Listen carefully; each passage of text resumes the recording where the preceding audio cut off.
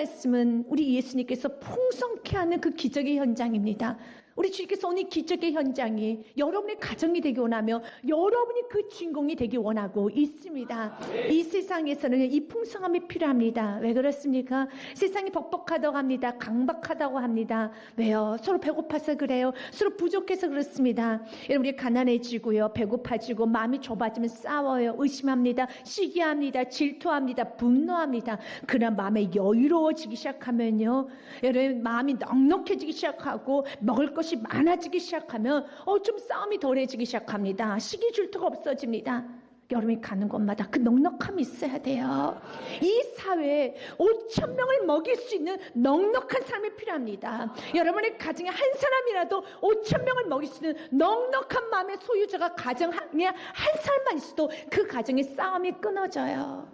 그 가정의 싸움이 멈춰집니다. 여러분이 그 주인공이 되셔야 되는 겁니다. 예수님께서 오늘 그 기적을 여러분에게 베풀어 주길 원하고 있습니다. 또 우리 다음 세대들이 그 일을 하길 원합니다. 우리 자녀를 어떻게 양육해야 될까요? 여러분 꿈꾸는 것이 무엇입니까? 나의 자녀를 통해서 가는 곳마다 풍성해지며, 가는 곳마다 많은 사람들이 서로 정말 기뻐지며, 가는 곳마다 영원히 세워지는 축복의 통로, 5,000명을 먹이는 축복의 통로로 여러분의 자녀가 쓰임받기 원하지 않습니까? 그렇다면 부모가 오늘 말씀을 통해 바른 가치관을 가지고 여러분도 이렇게 사시고 여러분 자녀도 그렇게 양육하셔야 된다는 겁니다. 기적의 주인공이 되기 원합니까? 첫 번째로 사람을 사랑해야 됩니다. 따뜻한 마음을 가져야 되는 겁니다. 좀 더 구체적으로 말하면요, 굳이 내가 하지 않아도 될 일을 내가 하지 않으면 안 될 것처럼 거룩한 부담감을 가지십시오. 거룩한 부담감을 사모하십시오.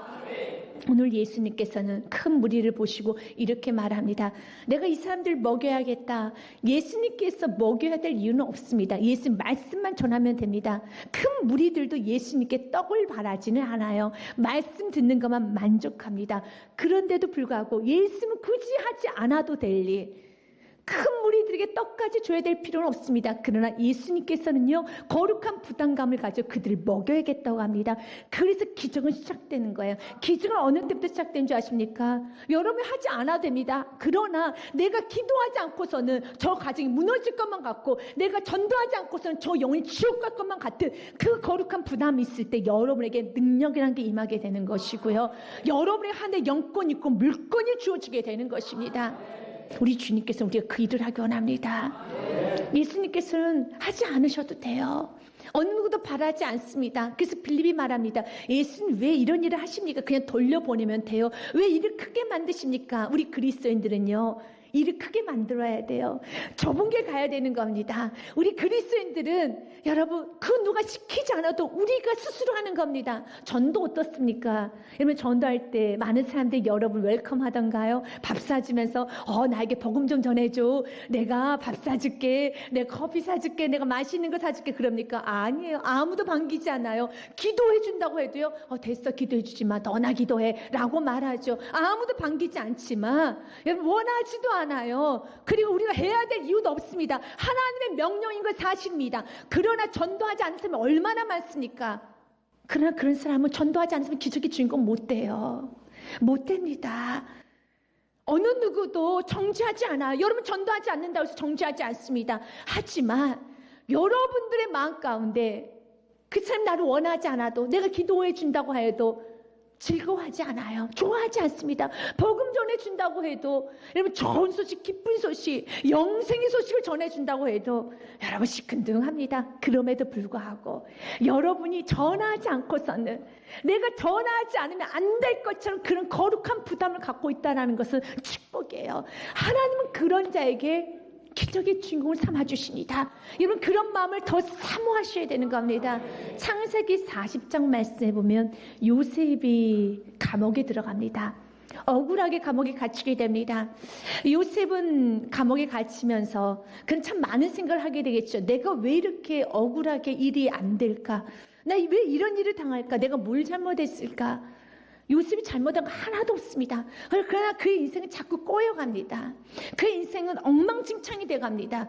자기 자신을 들여다봐야 되고요, 자신의, 여러분, 이 문제를 들여다봐야 되는데 요셉은 자신의 문제를 들여다보는 것이 아니라 감옥 안에 들어갔음에도 불구하고 그는 죄수들을 성실하게 섬깁니다. 그 안에서 열심히 살아요. 열심히 삽니다. 내가 힘이 들고 나에게 문제가 있으면 주위를 살펴볼 만한 여유가 없지 않습니까? 여러분, 내가 배가 고프면 어떻습니까? 여러분, 다른 사람들 생각 자주 나지 않고요. 내가 배만 고파도 먹을 것밖에 생각나지 않는 게 우리 인간들 아닙니까? 그럼에도 불구하고 그는 죄수입니다. 억울하게 감옥에 갇혔습니다. 그러나 자신을 돌보는 것이 아니라 주위를 돌보기 시작해요. 주위를 돌면서 그들을 잘 섬깁니다. 성실히 살아갑니다. 그런데 어느 날 떡 굽는 간원장이, 술 맡은 간원장이었던 그 죄수가 얼굴빛이 너무 안 좋은 거예요. 그래서 묻는 겁니다. 창세기 40장 6절과 7절 말씀 보면 아침에 요셉이 들어가서 보니 그들에게 근심의 빛이 있는지라. 그러면서 7절에 묻습니다. 무슨 일 있으십니까? 무슨 일 있으십니까? 요셉이 그의 주인의 집에 자기 함께 갇힌 바로의 신하들에게 묻되 어째요 오늘 당신들이 얼굴에 근심의 빛이 있나이까? 무슨 걱정 있습니까? 묻습니다. 사람을 사랑합니다. 위로해주기 원합니다. 여러분, 그 사람에게 관심을 갖습니다. 이게 기적의 시작이에요. 그러면서 그 밤새 꾸었던 꿈을 이야기해 줍니다. 그리고 요셉은 꿈을 해석해줘요. 그 꿈을 해석한 대로 술 맡은 간원장은 복직이 됩니다. 그 몇 년 후에 애굽의 왕이었던 바로가 꿈을 꾸기 시작합니다. 아주 희한한 꿈을 연거푸 꾸기 시작합니다. 7 아주 살찐 암소가 있어요. 그런데 또 7의 아주 흉악한 암소가 있습니다. 그런데 그 7의 흉악한 암소가 7의 살찐 암소를 삼켜 먹어버리는 거예요. 이거는 이상한 꿈입니다. 또 7의 풍성한 알곡이 있습니다. 또 7의 아주 마르고 못생긴 알곡이 있어요. 못생긴 벼가 있습니다. 그런데 그 벼가 또 그 7의 토실토실한 그 알곡을 삼켜 먹어버리는 거예요. 그 꿈을 꿨습니다. 이 꿈을 해석할 자 누가 있느냐? 아무도 없어요. 그때 감방 동기였던 술 간원장이 애굽왕 바로에게 이렇게 말합니다. 내가 감옥에 있었을 때 내 꿈을 해석해준 요셉이라는 사람이 있는데 그의 꿈대로 되더이다 라고 말합니다. 요셉을 데리고 와라. 요셉을 데리고 와라. 그리고 요셉이 바로의 꿈을 해석해 줍니다. 그리고 해석만 해주는 것이 아니라요, 어떻게 애굽을 통치해야 될지 그에게 조언까지도 줍니다. 왜요? 사랑하니까. 여러분, 문제가 있으면 도와주고 싶잖아요. 말해주고 싶잖아요. 그래서 그는 사랑해서 그는 각오 담대하게 바로왕을 사랑하는 마음에 꿈을 해석해주고요, 조언도 해줍니다. 그리고 여러분 잘 아시잖아요. 여러분 창세기 41장 말씀 보면 그가 애굽의 총리가 됩니다. 너는 네 집을 다스리라. 내 백성이 다 내 명령에 복종하리니 내가 너보다 높은 것은 내 왕자뿐이니라. 41절 말씀에도요, 바로가 또 요셉에게 이르되 내가 너를 애굽 온 땅의 총리가 되게 하노라 하고 그가 총리가 됩니다. 그래서 우리는 생각합니다. 야, 요셉 인생 정말 잘 풀린다. 그래, 요셉 인생 지금 이 면만 보면 너무 잘 풀린 거죠. 그래, 요셉 인생은 너무 안 풀린 인생이었습니다. 형들의 시기 질투로 이런 구덩이에 던져집니다. 그 노예로 팔려갑니다. 거기서 열심히 살았습니다. 그런데 보디발의 아내가 유혹을 하네요. 거부했습니다. 그 죄로 인해서 감옥에 끌려갑니다. 얼마나 인생이 안 풀립니까? 그러나 인생이 안 풀려도 요셉은 한 가지가 있었어요. 하나님이 나와 함께 하시니, 환경은 다 변해도 하나님이 나와 함께 하시니, 하나님이 나와 함께 하는 사람은요, 뒤를 살펴볼 수 있어요.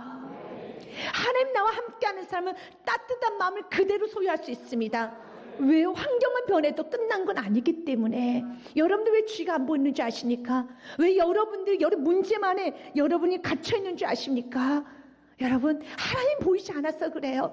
여러분, 창세기 말씀에 보면 그의 인생에 대해서 이렇게 평가합니다. 창세기 39장 2절과 23절 말씀에 보면은요, 여호와께서 요셉과 함께 하심으로 그가 형통한 자가 되어 그의 주인 애굽 사람의 집에 있으니, 아멘. 하나님과 함께하면 형통한 자가 됩니다. 하는 일마다 잘 돼요. 요셉은 머리 쓰지 않았어요. 요셉은 인맥 관리하지 않았습니다. 여러분, 우리 자녀들을 키울 때 인맥 중요하다면서 인맥 관리 하시는 분들 있잖아요. 여러분, 그런데 여러분 인생을 좀 살다 보면 여러분 다 아는 거 있습니다. 내가 공들였던 인맥은 내가 위급할 때 도와주는 사람이 그다지 별로 없어요.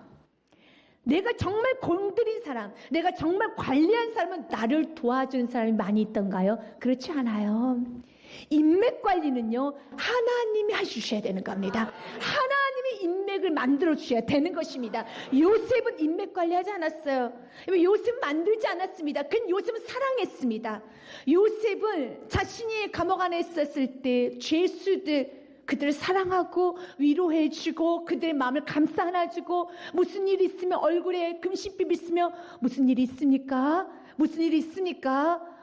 내가 기도해 줄게요. 내가 도와줄게요. 기도해 줄게요. 그는 사랑했습니다. 사랑한 것이 최고의 인맥입니다. 여러분, 술 맡은 간원장, 그가 나중에 그가 나를 총리로 부르겠지, 총리가 되겠어, 그 사람 필요해, 그런 생각하지 않았습니다. 그냥 도와준 거예요.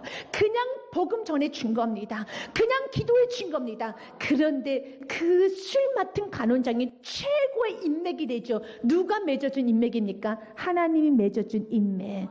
그래서 세상의 사람들 이 장면만 보면 그는 운이 좋은 사람이라 생각하죠. 운이 좋은 사람이 아니에요. 오늘 말씀에 요셉은 항상 하나님 나와 함께 하실 믿었기 때문에 형통의 삶을 사는 겁니다.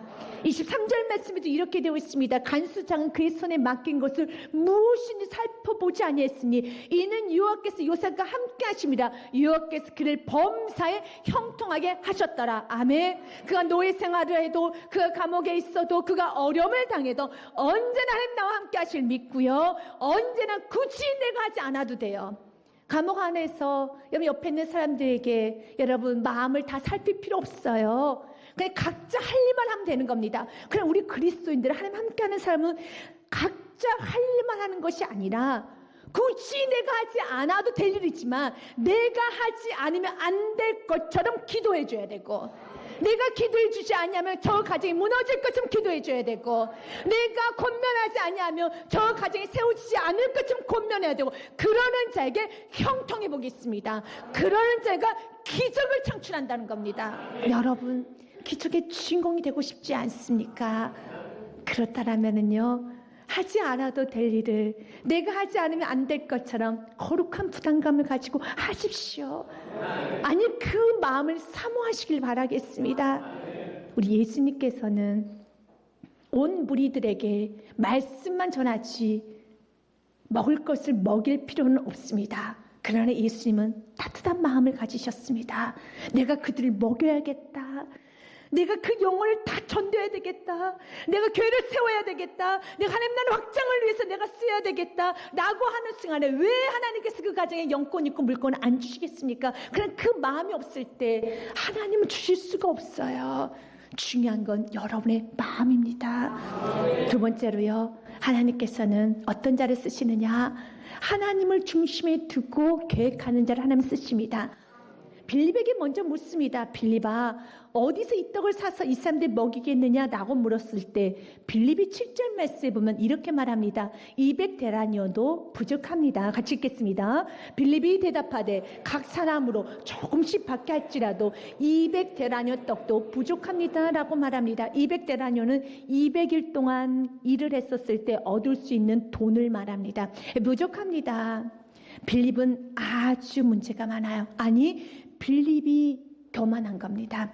빌립은 기적의 주인공이 될 수 없습니다. 이런 마음을 가진 사람은요, 왜 그렇습니까? 예수님은 물으셨잖아요. 어디서 이 떡을 살 수 있겠느냐? 그럼 찾아야죠. 어디서 이 떡을 살 수 있을까? 그러나 이 수많은 무리들, 남자만 5,000명이면 여자 여인이 있겠죠. 그럼 10,000명이죠. 자녀 둘만 계산해 봅시다. 그럼 20,000명이죠. 그래, 그 당시에는 자녀 둘만 있는 게 아니라 더 많지요. 그럼 20,000명의 떡이 어디서 있습니까? 떡집에 그 떡이 있겠습니까? 빵집에 그 빵이 있겠습니까? 없지요. 찾아봐야죠. 없으면 말이에요. 주님 없습니다. 그러나 생명의 떡이신 예수님께서 여기 계십니다. 주님 말씀하여 주시옵소서. 주님 말씀하여 주시옵소서. 주님 그 반응을 원합니다. 여러분, 빌립은 너무 자신의 주제를 모르는 거예요. 빌립이 어떻게 이 사람을 먹일 수 있습니까? 5,000명, 남자만 5,000명이에요. 빌립이 어떻게 먹여요? 주님께서 빌립에게 물었었을 때는 너에게 먹으라는 것이 아니라 주님을 바라보라는 겁니다. 여러분에게 문제가 주어질 때 그 문제를 여러분이 해결하는 거 아닙니다. 주님을 바라보라는 겁니다. 주님을 의지하라는 겁니다. 주님 붙들라는 겁니다. 빌립이 어떻게 먹입니까? 절대 먹일 수 없지요. 여러분의 가정, 여러분의 사업장, 여러분이 너무 영적 세계를 몰라서 그래요. 우리 주님도 말합니다. 너가 너무 영적 세계를 모르는구나. 사탄하고 맞짱 뜨려고 그래. 맞짱 뜨면 안 돼. 예수의 이름으로 맞짱을 떠야 되는 겁니다. 예수 이름으로 나가야 되는 겁니다. 여러분, 가정 그렇게 가볍게 보지 마십시오. 여러분, 가정 잘 섬길 수 있다고요? 여러분, 그건 여러분들이 너무 모르는 생각이에요. 여러분, 인생 잘 살 수 있다고요? 여러분, 내일을 아십니까? 10년, 30년 후에 어떤 일이 벌어질 줄 아십니까? 여러분, 오늘 밤에 어떤 일이 벌어질 줄 아십니까? 모르시면 겸손하게 주님을 의지하셔야죠. 빌립처럼 계산기를 두들기면 안 되는 거예요.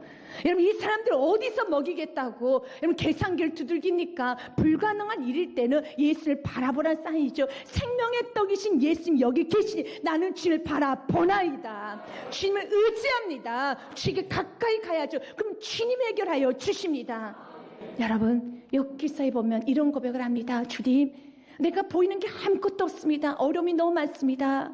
그러나 내가 앞으로 가도 그가 아니 계시고 뒤로 가도 보이지 아니하며, 근데 그가 왼쪽에서 일하시나 내가 만날 수 없고 그가 오른쪽을 돌이키시나 배울 수 없구나. 그러나 한 가지 확실한 것은, 그러나 10절에서 같이 읽겠습니다. 그러나 내가 가는 길을 그가 아시나니 그가 나를 단련하신 후에는 내가 순금같이 되어 나오리라. 아멘. 주님께서 우리의 순금과 같이 우리의 믿음을 좀 단련하는 것입니다. 그래서 6절 말씀에 보면 빌립에게도 이렇게 말합니다. 내가 너에게 이렇게 말한 것은 너보고 떡을 만들어내서 떡을 먹이라는 뜻 아니야. 너의 믿음을 테스트했어. 너를 시험하기 위한 것이야 라고 말합니다. 여러분에게 문제가 주어졌을 때 그 문제 여러분 보고 해결하라는 거 아닙니다. 그 문제 여러분에게 고심하면서 끙끙 앓으라고 준 거 아니에요. 그 문제를 통해서 여러분의 믿음을 테스트하기 위한 것입니다. 이렇게 말씀하시면 친히 어떻게 하실지를 아시고 빌립을 시험하고자 하십니다. 그의 믿음 없음에 대해서 하나님 밝히 드러내셔서 다시 한번 믿음의 사람이 되기를 원하고 있습니다. 빌립은 자기 자신을 너무 모르는 거예요. 어떻게 5,000명을 먹입니까? 우리도 빌립과 같이 이런 오만에 빠지면 안 됩니다. 우리가 어떻게 가정을 섬깁니까? 우리가 어떻게 인생을 살아갑니까? 우리가 어떻게 영혼을 여러분 섬깁니까? 할 수 없어요. 할 수 없습니다. 우리가 해야 되는 건 주님께 맡기는 것이고 주님을 의지하는 것입니다.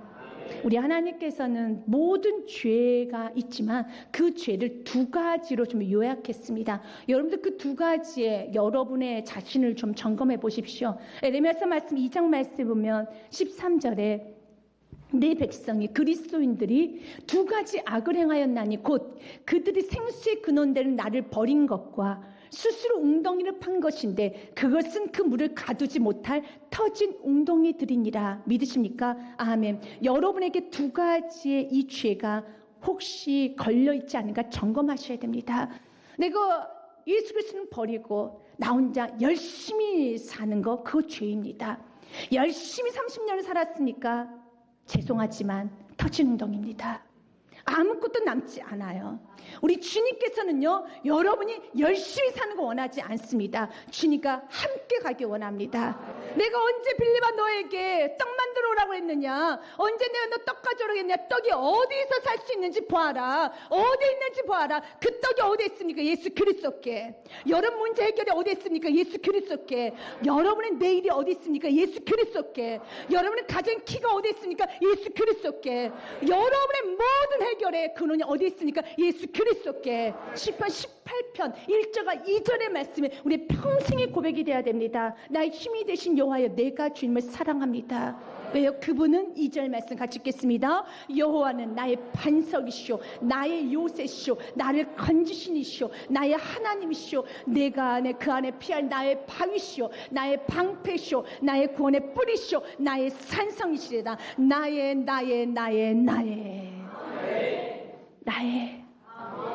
반석이에요. 나의 요새입니다. 그 나의가 누구입니까? 여러분 안에 계신 예수 그리스도. 그 예수께 나와야죠. 생명의 떡이시고 모든 문제를 해결해 주신 그분께 더 간절하게 찾아야 되지 않겠습니까? 필리미안 씨가 이렇게 말합니다. 어떤 상황에서 주님을 믿을 수 있다면 모든 문제는 해결됩니다. 우리가 기댈 수 있는 것이 아무것도 없을 때, 심지어 우리 자신도 믿을 수 없을 때, 그때도 하나님은 그곳에 계신다. 이 믿음을 가지고 주님을 굳건하게 바라봐야죠. 그러는 자가 기적의 주인공이 됩니다. 빌립은 기적의 주인공이 될 수 없습니다. 계산기를 두드리는 사람 기적의 주인공이 될 수 없어요. 우리 지금 여러분이 원하고 꿈꾸는 모든 것들 다 이루어지기 원합니다. 여러분들은 사람을 섬기고 싶잖아요. 여러분이 가는 곳마다 풍성해지기 원하지 않습니까? 이렇게 각박한 세상에 친척들 모임이 있을 때 여러분들이 그곳에 머물면 친척들 간에 서로 우애가 좋아지고, 이런 가정 안에 여러분이 있으면 가정이 화평해지고, 회사에 여러분이 있으면 잘 되고, 여러분이 가는 곳마다 주에 있는 모든 상권이 다 살아나는 그 역사, 여러분이 되고 싶지 않습니까? 여러분 한 인생 살면서 주님 영광 드리지 않고 싶지 않습니까? 주님께 맡기십시오. 잠언 말씀에 보면 이렇게 말합니다. 너가 원하는 걸 이루기 위해서는 나에게 맡겨라. 16장 3절 말씀 같이 읽겠습니다. 너의 행사를 여호와께 맡기라. 그리하며 내가 경영하는 것이 이루어지리라. 아멘. 주님께 맡겨야지 여러분이 계획하고 경영하고 생각한 모든 것이 이루어지게 돼 있습니다. 그러나 맡기지 아니하면 터진 웅덩이입니다. 열심히 일해도요, 돈이 다 새나갑니다.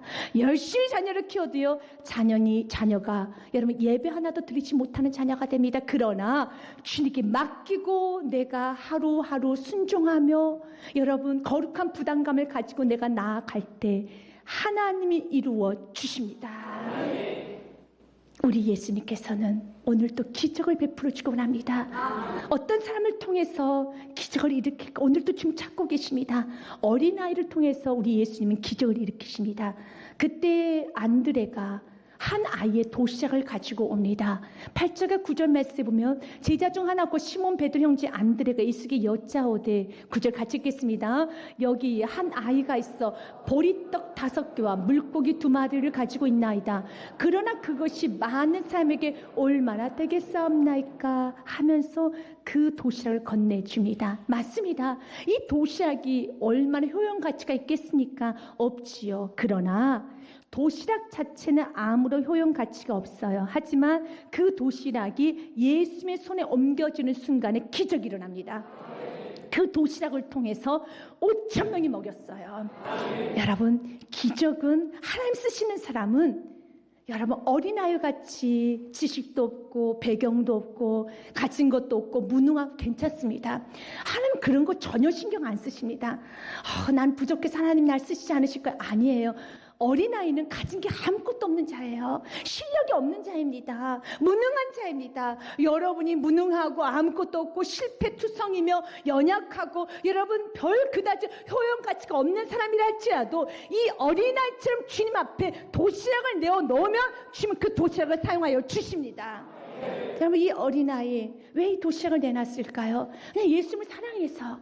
그리고 예수님께서 이 백성들 먹이겠다라는 소식을 들었는지도 모르겠습니다.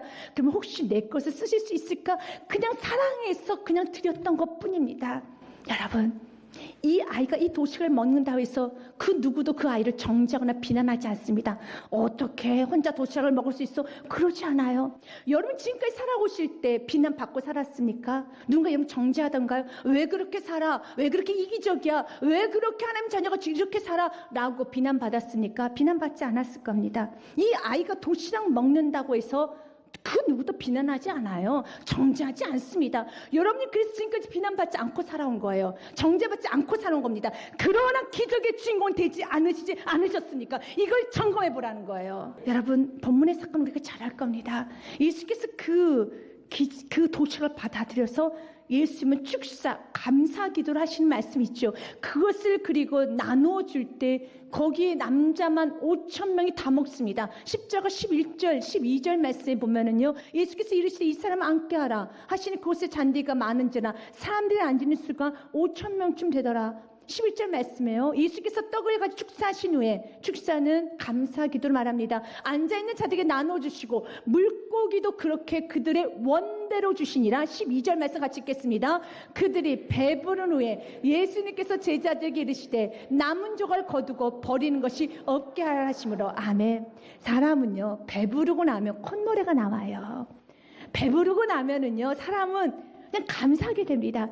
그 무리들이 풍성해지기 시작했어요. 가장 먼저는 예수님 감사합니다. 땡큐. 예수님 감사합니다. 그래서 서로 어떻게 했겠습니까? 감사하다. 감사하다. 어이구 당신도 먹으세요. 당신도 먹으세요. 얼마나 넘치는 기쁨, 넘치는 감사 일어났습니까? 누구 때문에? 그 아이의 작은 도시락으로 인해서. 여러분, 하나님은 그걸 쓰시기 원합니다.